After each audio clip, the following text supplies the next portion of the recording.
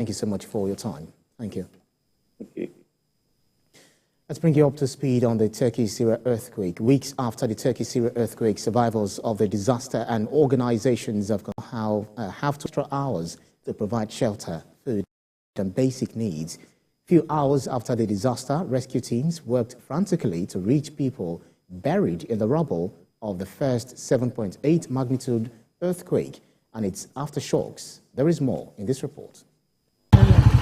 1 month on from the two catastrophic earthquakes that struck southern Turkey and Syria, more than 850,000 children remain displaced after being forced from the damaged and destroyed homes.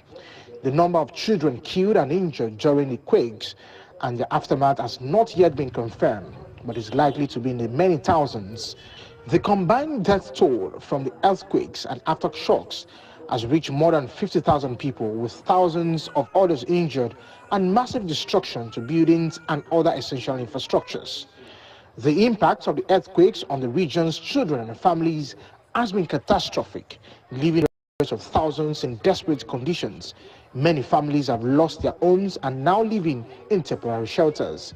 In Turkey alone, over 1.9 million people are staying in temporary accommodation shelters with limited access to basics such as water, sanitation, and medical services in the affected areas. This is according to UNICEF Regional Director for Europe and Central Asia, Afjan Khan.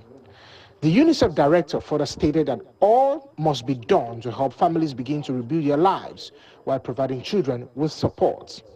In Syria, more than 500,000 people are believed to have been forced from their homes by the earthquakes. Many families' homes have been destroyed, and many children are afraid to return to damaged homes as aftershocks continue. Even before the earthquakes, Syria had the largest number of internally displaced people in the world, with 6.8 million people displaced, including nearly 3 million children. Across Syria, more than 3.7 million children have been affected by the quakes. UNICEF Regional Director for the Middle East and North Africa, Adel Kodeh, stated that even before the catastrophic earthquakes, humanitarian needs among children of Syria were higher than they have ever been. UNICEF has supported the Turkey Ministry of Education to set up 87 tents, which are being used as temporary learning centers. Catch-up classes are running in 2 shifts, benefiting nearly 3,600 children every day. Calls are still being made to help families affected by the quake, providing children with psychological support